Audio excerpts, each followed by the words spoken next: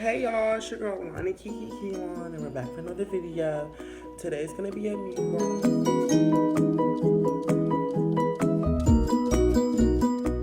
It's Bobby, bitches. Yikes, I play tag and you if for life. Okay, so I had to adjust the lights a little bit, but today's gonna be a story time, another one, and a mukbang, because I just came back from New York, and we got seafood from this guy Dior's place. I had a little sampler earlier. I totally recommend you guys go get it. Okay? Because it's bobbing. Then I got me a little Mountain Dew soda right here for the bev. You know, you gotta have your bevy. But before I get down and dirty with the seafood, and today my story time is gonna be about my ex. It was like the worst boyfriend I ever fucking had. So yeah, I'm gonna give y'all a little glimpse of the bag. But let me put my apron on. How was you guys' day today? I had fun. I hung out with my friends. We went to 125th to get the seafood. Then we got some drinks, and we just, what am I doing? I'm a dumbass. I'm trying to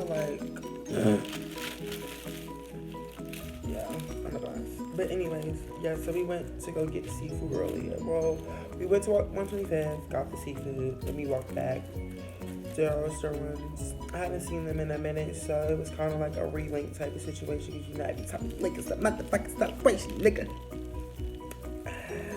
So, yeah, it was kind of fun. It's cold, though. It's brick. Like, y'all, bundle up and wear y'all's masks, please, because they not playing. Hold on, I'm trying to tie this.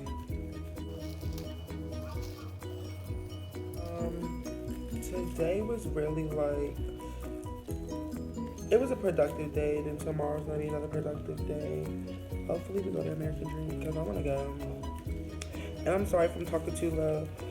I'm staying at my friend's house. You know, she got kids. And, you know, I don't want to be too loud for the motherfuckers. So,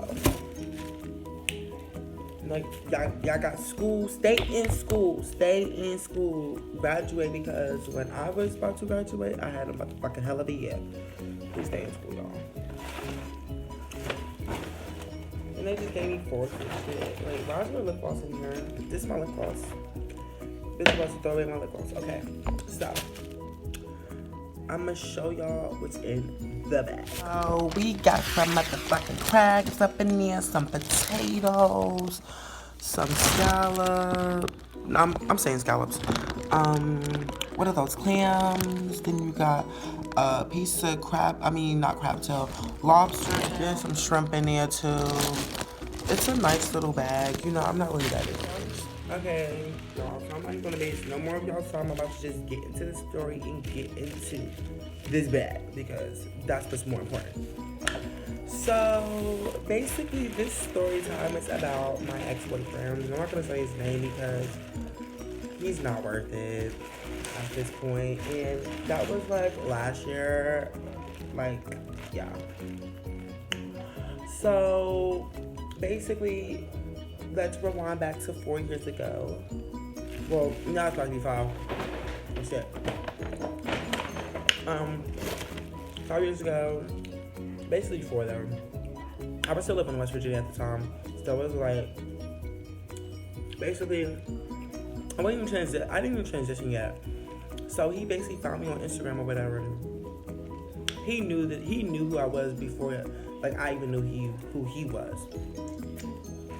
Like, because my dad used to be on Harlem all the time. Like, my family is well known in New York, so it's like, everybody knew I was Marlon's kid. So it's like, type shit. And so I'm trying to figure out where I'm going to dump this at. I guess just in there.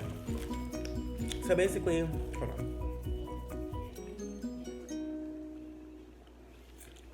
So basically, yeah, like, he hit me up and was like, oh, you're really cute, and you should come up to New York, you should come visit me, and all this other stuff. Because, like I said, he knew that my family was from up there and shit. I'm Trinidad and Guyanese, if y'all did not know. And yes, I did say Trinidadian and Guyanese. You know, what do you know about blood clot pine sour? What you know? You feel me? Cook up beans and red. Let me stop. So, yeah. Basically, so we was texting back and forth. At the time, I had a girlfriend. But the girl, like, how he was texting me, he was sending me his pictures, like, oh, da da da, I'm trying to get to know you. And he was like, I do got a girl, but she down with letting me talk to you and all this stuff. So I was like, nah, like, but he was texting me, like, as if it was the girl texting me, it wasn't him. But it was off his page, if y'all understand what I'm saying.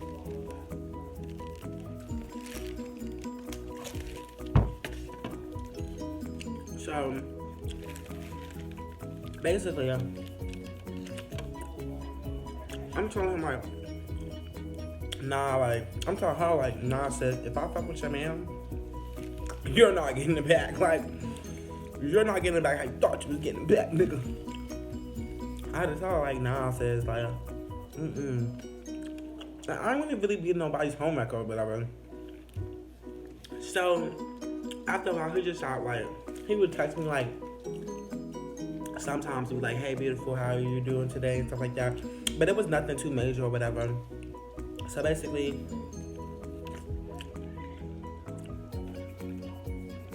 I ended up going to New York. I think this was 2017 spring. I think it was like springtime going into summer. But yeah, when I was there, I know it was around time summer. It was after my birthday.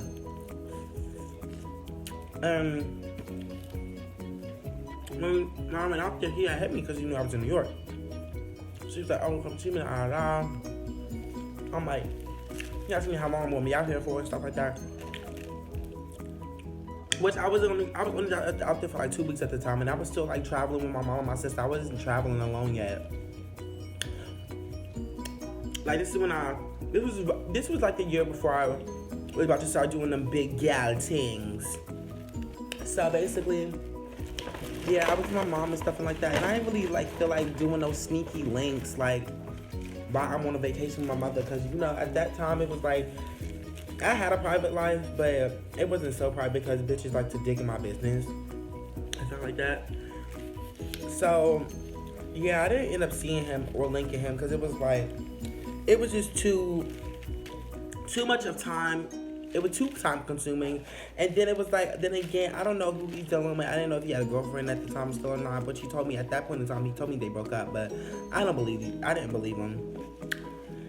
So then that had passed. So then it was like, this was fast forward to the next, like after school, this was my senior year. Fast forward to the year. So before I started my senior year, I was about to move up here to New Jersey, New York. And I was basically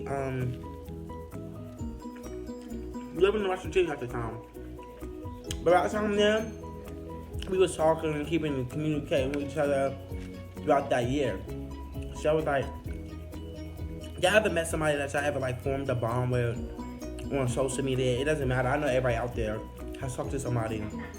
And y'all ended up liking them over social media, or y'all know what I mean, but y'all knew y'all was gonna meet in person type shit. So it wasn't like no fucking PayPal or none of that shit. No buddy pal. It was no, I'm trying to look for the word where you have a like friend, but y'all only like talk, but y'all talk over line. It was no catfish type shit. Pen pal is what I'm saying. So at this point in time, I was about to move. My mom wanted to move to Jersey. So he knew I was coming out there at the time. He knew I was moving out there. And this is basically I ended up transitioning in Jersey. So once I transitioned, it was like, boom, he was on it. Like, he was on it. Like, he wanted to talk to me. That was like, feeling my vibe, I guess you could say. But this nigga, like, once I turned trans, it was like he wanted to hang out with me more than what it was before I had went trans. So I was like, you know what, I'm gonna go see him. I'm gonna go see what he about, cause now niggas gonna chill with me. It was that type of vibe I was feeling. But I was like, I'm gonna just go check him. So the first time I went to go check him, it was at a hotel in Jersey City. I was staying in North. So he got me a lift to go to the hotel in Jersey City. But like, this is when that day forever changed my life. And I'm gonna tell you guys why, because at the end of the day, this is hard for me to explain. And this is not hard for me to explain. It's not hard for me to explain, but it's not easy for me to share. Basically, I was like, we were, you know, smoking weed and stuff like that. But I'm not gonna say everything. I'm not gonna get too into detail because I don't really want to tell everybody my business like that. Because at the end of the day, it's really a touchy subject, and it's not something that I'm proud of, and it's not something that I want to do in my life. But it just, you know, when you go so head over heels for a guy, you do stuff that you never thought you was gonna do ever in your life, and I know everybody has that. So everybody just goes dumb over somebody, or goes stupid, or just thinks that they fall in love with the wrong person. So basically, that night that we met, it was crazy. Like, it was so fucking crazy. Like, I remember it like to the back of my hand. It was a crazy ass experience for me. But basically at that night we ended up getting another hotel that night after the next day, because it was like the first night we just hit it off. Like, it was like if we knew each other for mad years, even though we was talking for like a year and a half before I had met him. So it was like the vibe was there, and then my feelings was there, like his feelings was there. It felt like that was my soulmate type shit. It was weird. Like, first nigga I ever thought I loved. That's how the vibe was between us. So basically after that night I stayed out with him. We got another room. Let me eat some meat. Hold on.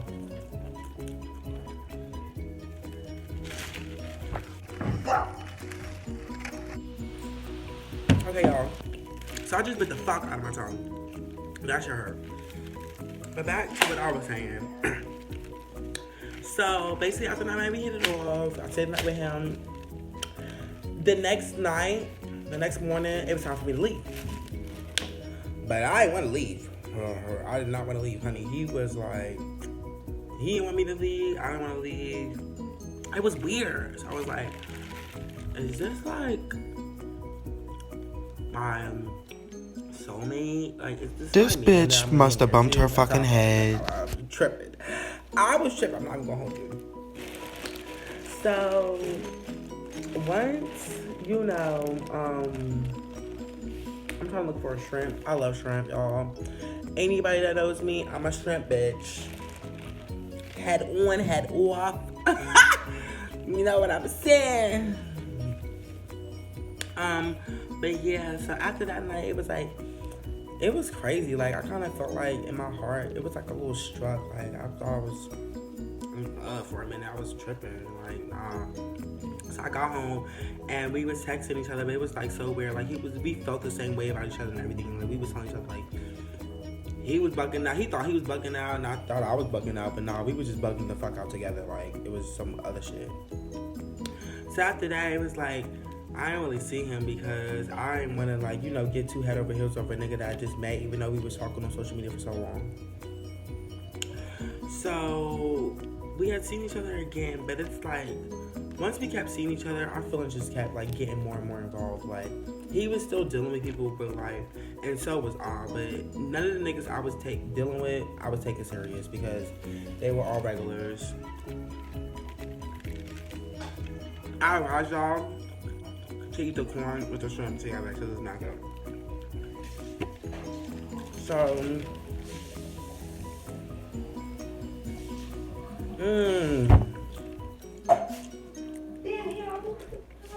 yeah, so we was chilling and we spoke with each other. Like, after that, we stopped the hotels. Like, I was going to his house. I was spending at his house type shit. Like, every other weekend. Like, but I knew he was still dealing with other people. Cause I used to see him like posting some white bitch.